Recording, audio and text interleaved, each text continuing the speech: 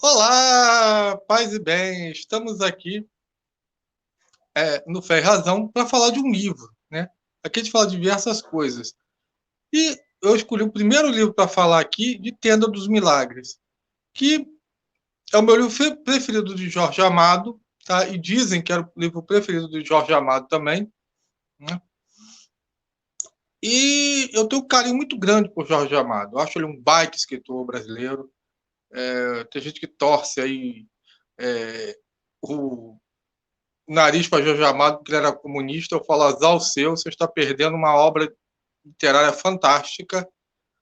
Eu me lembro que uma vez teve um intelectual aí, né, de direita que disse que Capitães de Areia é a glamorização do bandido. E eu falei assim, cara, com certeza ele não leu Capitães de Areia. O Capitães de Areia, ele faz uma denúncia, né, à realidade dos menores abandonados de Salvador, da Bahia. Jorge Amado lá atrás já fazia essa denúncia no livro Capitães de Areia. Então eu questionei, né, eu falei o seguinte, olha só,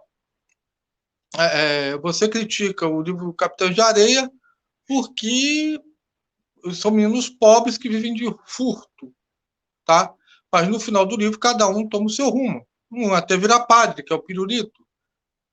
Então o que você me diz de um cara que também era pobre, ladrão, e depois que ficou cheio de dinheiro, mandou matar uma pessoa? Essa pessoa é um bandido, né? E quem é essa pessoa? É o rei Davi. O rei Davi, ele parte da vida dele, ele foi perseguido, né, pela justiça. Quando ele se torna rei, ele manda matar Urias para ficar com a mulher dele. Não tem mais glamorização do bandido do que isso. Acabou. Tanto é que São Paulo, né, bota lá, né, na Romanos 3, que todos aqueles que nasceram dentro da lei, né, nenhum valia o que o gato enterrava.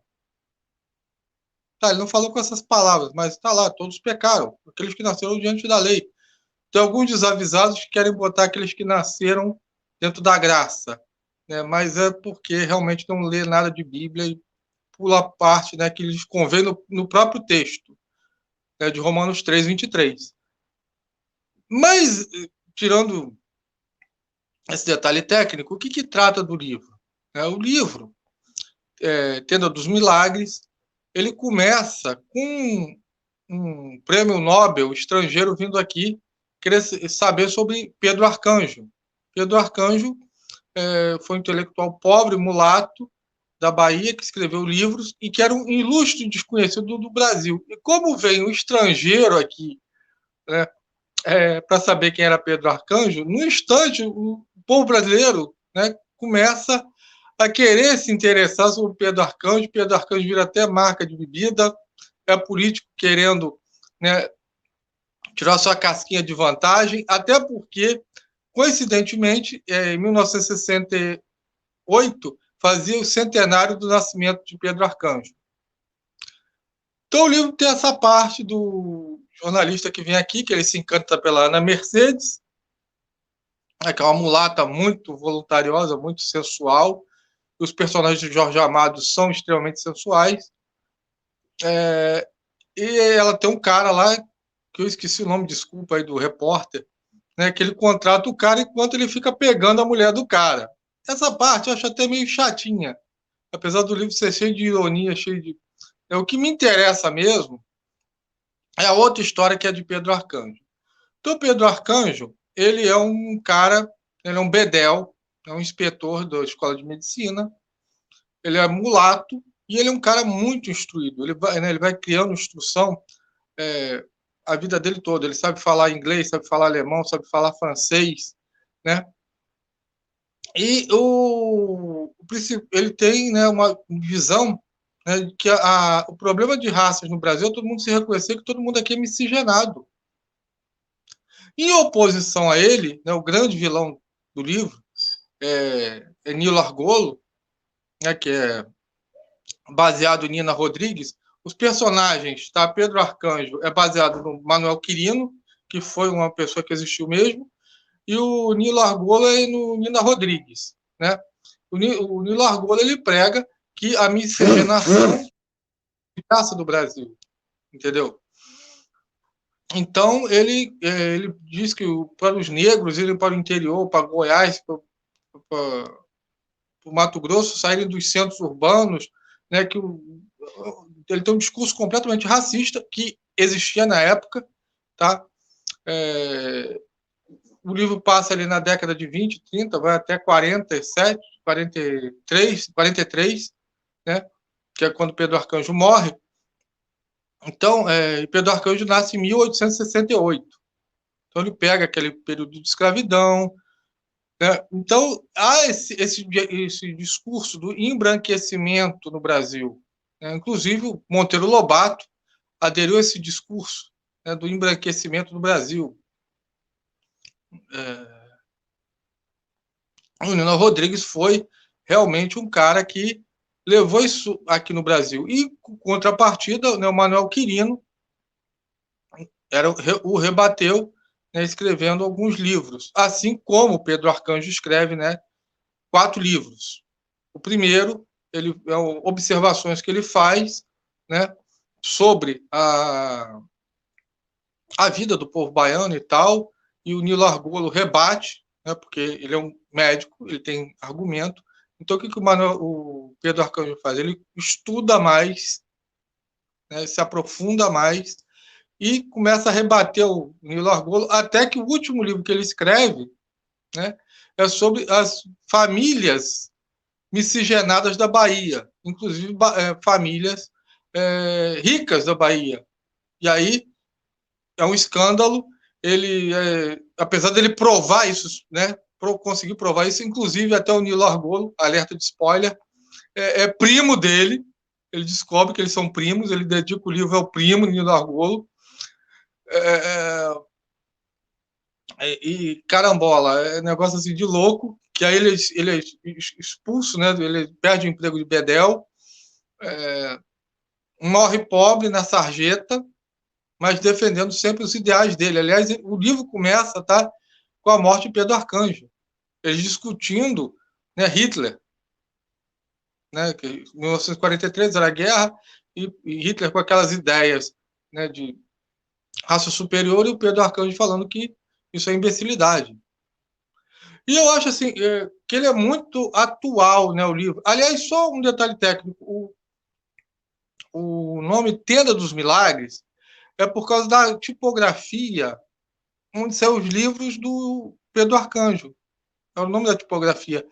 É porque ali tem um amigo dele, que é o Ilídio, né, o Ilídio Coró, que ele é riscador de milagres. A pessoa tinha um milagre, né, ia lá no Senhor Bonfim pagar, né, a promessa, e mandava desenhar esse milagre. E o melhor desenhista era o Ilídio, né, que ele tinha um romance com a Rosa de Oxalá, que por um acaso também era apaixonada por Pedro Arcanjo. Pedro Arcanjo teve várias mulheres, né, no livro e tal e tal. Inclusive até o Miaba, né? O Miaba, uma entidade lá, né, que vem ter relações com ele, né, e ele fica dias pegando a mulher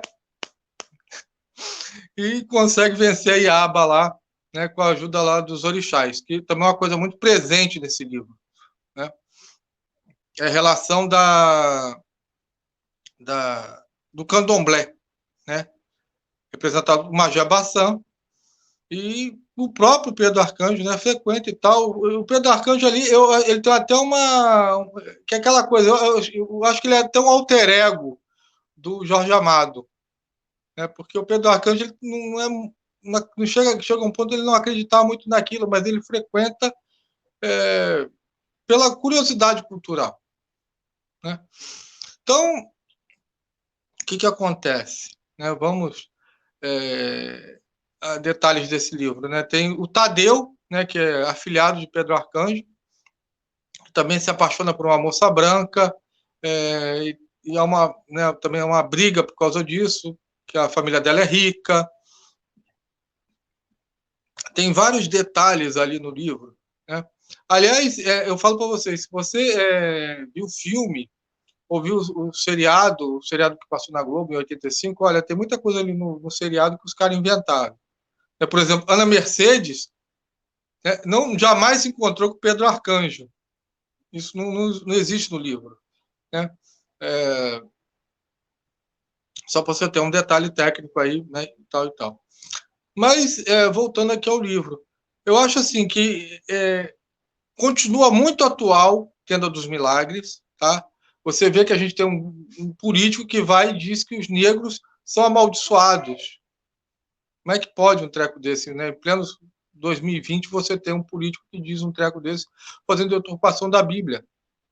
É como se tinha antigamente dizer que os negros não tinham alma, que eles eram inferiores, que eles eram mais propensos ao crime.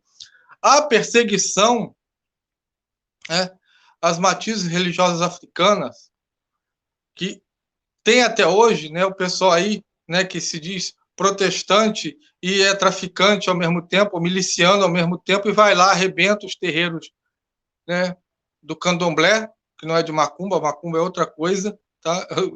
O pessoal confunde isso, tá? O cara faz, não, a religião é o candomblé, tá? E Umbanda é outra coisa que não tem nada a ver também, Umbanda é uma bagunça inventada em 1908 no Brasil, não, o que se trata ali é do candomblé, tá? E como eles eram perseguidos, e hoje em dia também são perseguidos, né? Vão lá nos terreiros e quebram as imagens, botam as mães de santo, os pais de santo para correr, né? E como isso é errado, correto?